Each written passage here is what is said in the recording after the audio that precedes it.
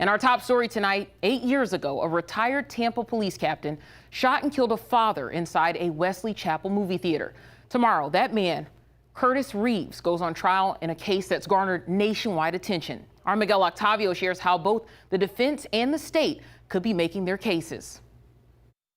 Curtis Reeves, now 79 years old, says his life was in danger the night he shot and killed Chad Oulson. I don't think I've ever been that scared that quick. Oulson texted a babysitter inside a theater during previews. Reeves told him to stop. The two argued. Oulson threw popcorn. Reeves drew his pistol.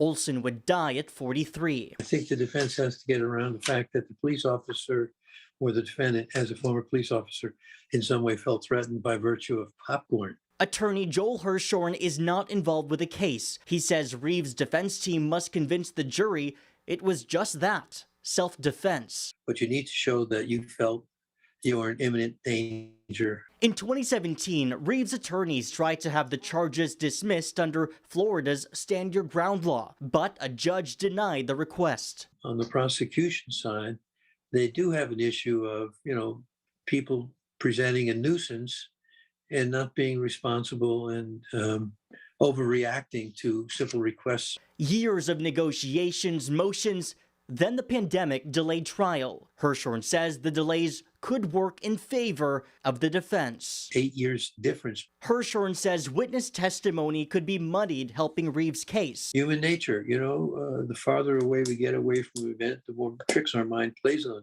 us. Overall, Hirshhorn does not believe this case will set any new precedent. The only people for whom this verdict has significance are the deceased and his family. It's not going to change a thing. And Reeves has been living on house arrest as lawyers prepared for tomorrow's trial. The judge has set up parameters for how the jury will be chosen. 4 alternate jurors will also be chosen just in case someone gets sick during the trial.